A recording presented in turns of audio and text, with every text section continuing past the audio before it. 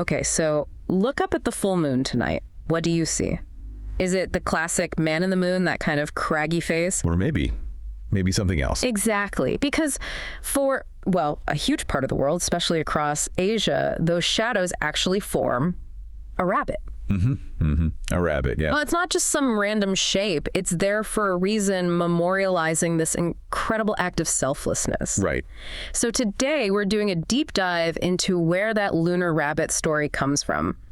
We're talking about the Sasa Jataka, that's tale 316 in the Pali Canon. Yeah, and it's, it's much more than just a charming folktale. Oh, definitely. It's really a foundational Buddhist text. It's the key story for understanding what's called Dāna Pāramitā. The perfection of giving. The perfection of giving, exactly. So our mission today really is to unpack the story itself, look at the ethical layers involved, and explore why it ends up connected to the moon, that whole cosmic symbolism. And the context for why the story was told is important too, right? Crucial. The historical Buddha himself is telling this tale. He's in Savatthi, and he's speaking to this householder, a layman, who had just been incredibly generous, like a whole week of offerings to the monks. Oh, huge offering, yeah. So the Buddha tells this story from a past life, his own past life, to illustrate, that this guy's generosity was great, but the potential for giving goes even further. It's fundamental. It puts that householder's very real, very generous act into this, ultimate spiritual context. Yeah. It connects it directly to the bodhisattva path. Okay, so let's jump back, way back into that past life. The main character is the bodhisattva, the being who will eventually become the Buddha. But right now, he's been born as a hare, a very wise hare. And he's living in the forest with 3 friends, an otter, a jackal, and a monkey. And he's their guide, basically, teaching them about morality, sila, and observing the holy days, the uposatha days. And that setting, the uposatha day, is really the trigger for the whole story. Right. The bodhisattva hare looks up, sees the moon getting full, and realizes the next day is a fast day, an uposatha day. And the thought strikes him.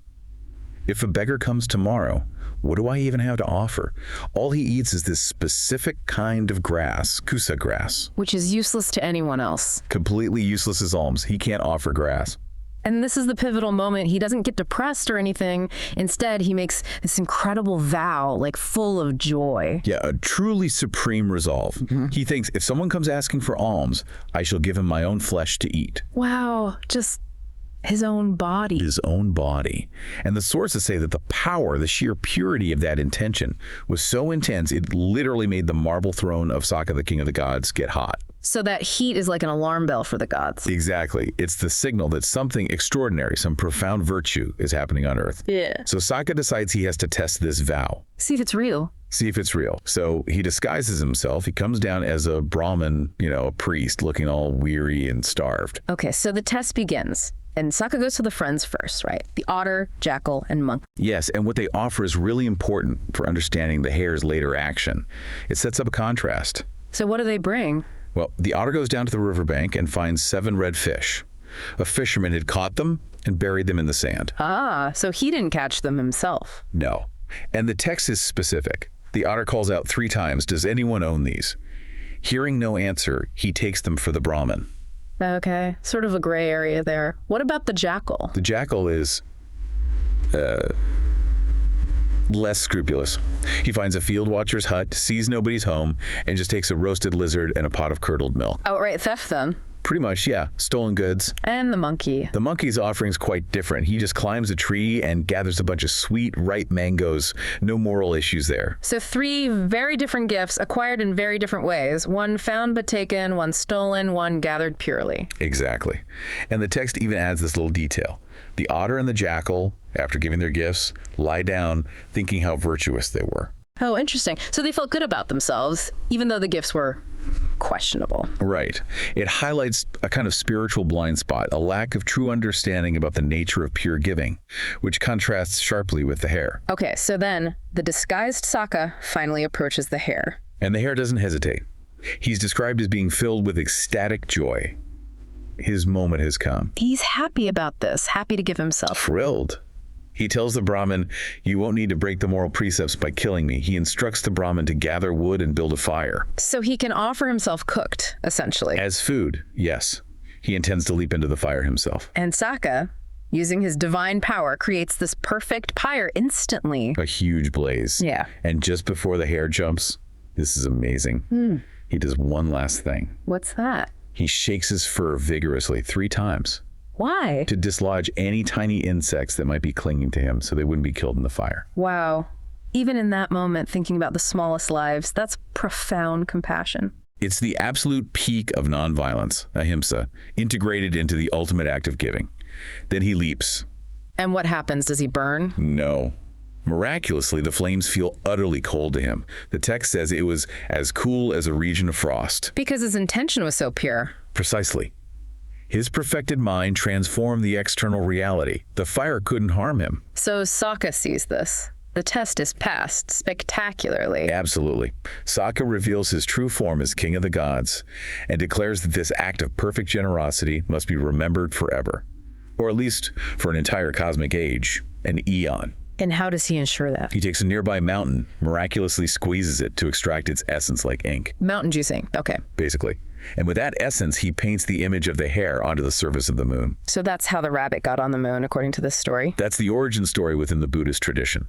An eternal reminder etched in the sky. It's an incredible narrative. But you mentioned earlier, this isn't just folklore. It's part of the Jataka's tales. How does knowing that framework change how we should understand it? It changes everything, really, because the Jatakas aren't just stories. They are canonical Buddhist literature. They form the narrative of the Buddha's path to enlightenment over countless lifetimes. It's like his spiritual CV. Building the case for why he became the Buddha. Exactly.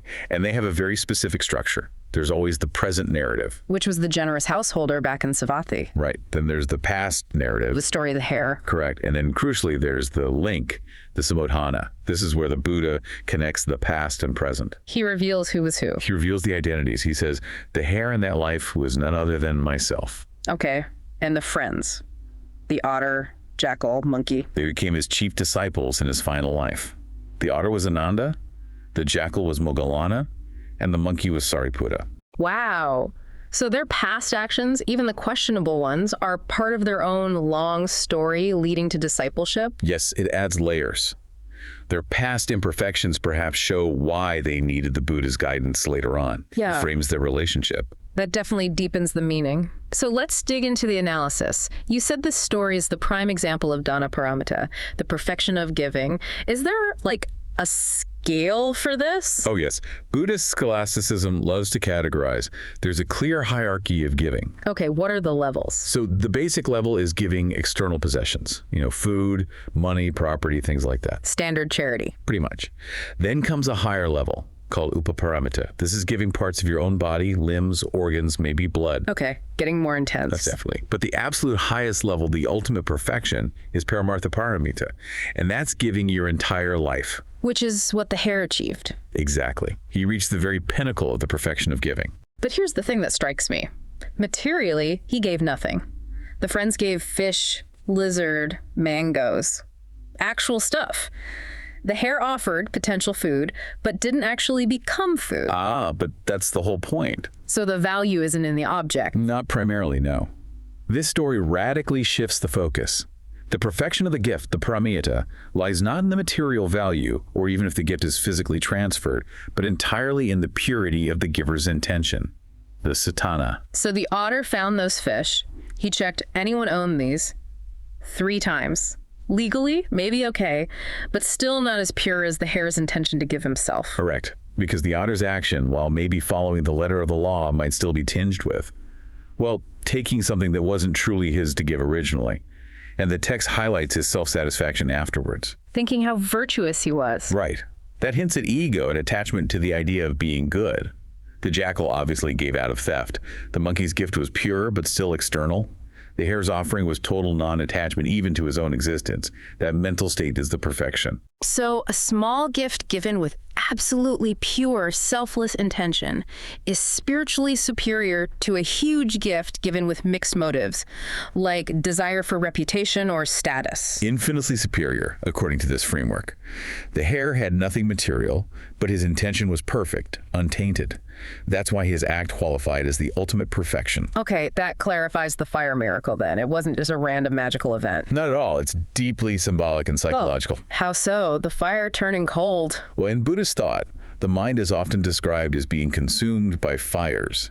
the fire of greed, the fire of hatred, the fire of delusion. These are the things that cause suffering. The three poisons. Exactly. The Bodhisattva Hare, through his practice culminating in this ultimate act of compassion, karuna, detachment, had completely extinguished those inner fires. So his internal state was cool.